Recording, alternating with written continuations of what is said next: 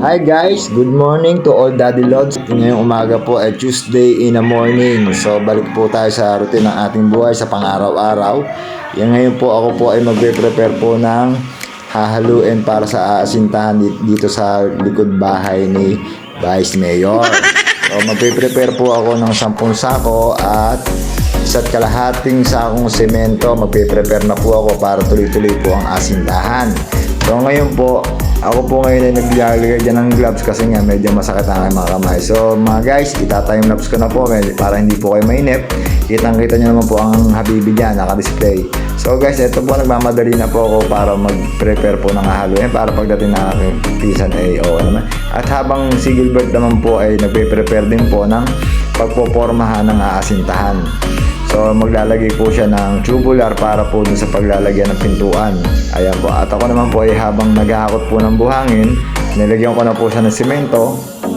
At ibubuhos ko, dapat pagbuhos po ng simento yan ay dahan-dahan kasi aasbok po yan. Ayan, dinagdagan ko uli siya ng buhangin. Kitang-kita nyo naman po ang aming materials dyan. Laksan lang po ang gamit namin dyan. So ayan, hinalo ko na po siya hanggang sa dumating ang aking partner na si Pinsan Habed. Ayan.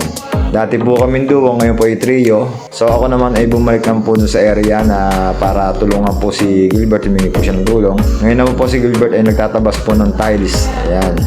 So kailangan po namin matapos yan bago dumating yung curing time na usapan nila. So kailangan po lagi kami nakatutok sa trabaho. Kung meron naman po tayong problema halimbawa sa bahay, ay iwanan po natin pagdating sa trabaho kasi masisira po ang ating mga diskarte. Tuloy-tuloy po dyan yung ang paghahalo ni Habed. So ngayon guys, pinagkatiwala po sa akin ni Gilbert yung pag-aasinta dito sa likod bahay. Nag-prepare na po siya ng guide, yung tansing sinasabi, at ako naman po ay naghakot ng hollow block dyan at tinatanong at pag-usap. Ayan, medyo natagal lang kami gawa ng tanse. Ginamitan po ng tansi ni Gilbert yan. Pinaubayan niya po sa akin yan. At nagpapasalamat po ako sa kanya at binigyan niya po ako ng isa pang karunungan o isa pang dapat kong matutunan.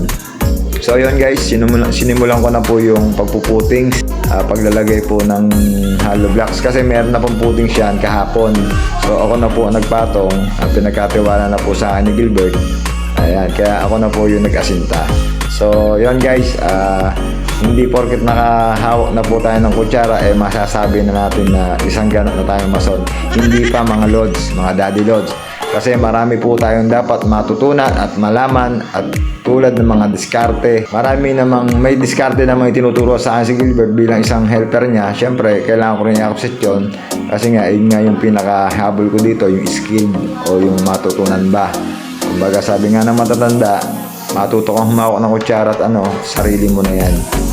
Iyon na yan, kumbaga talent mo na.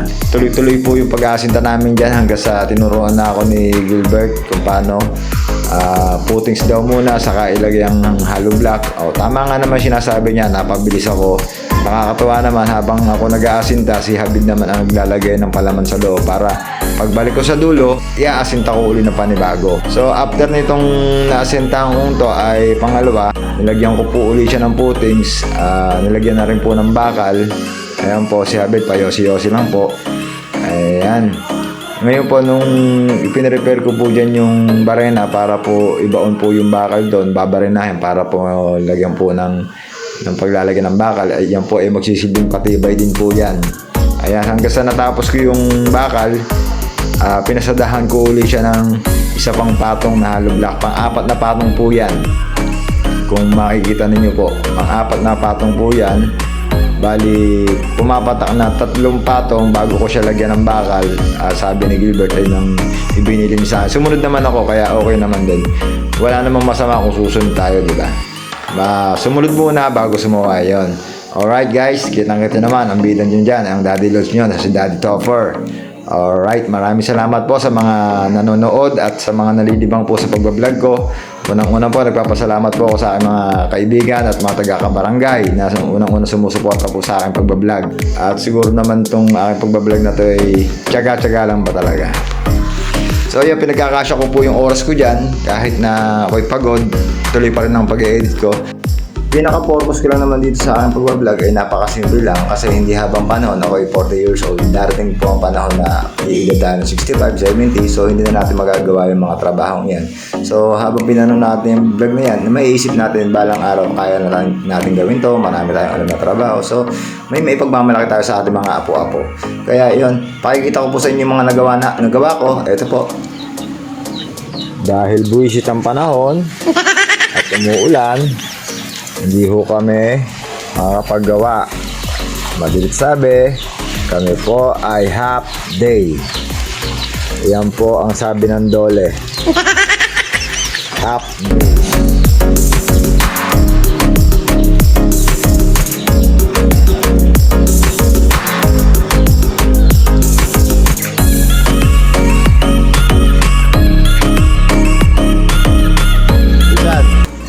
Sabi ng Dole, half day daw tayo ngayon. Ang Dole.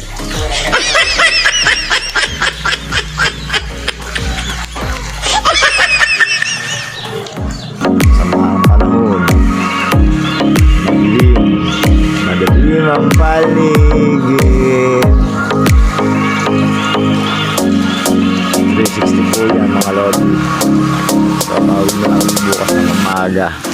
So guys, maraming salamat po sa 6 na minuto na pag-aasal. Nagagaya tuloy si Andrew. Andrew, shout out. See you tomorrow. Bye-bye.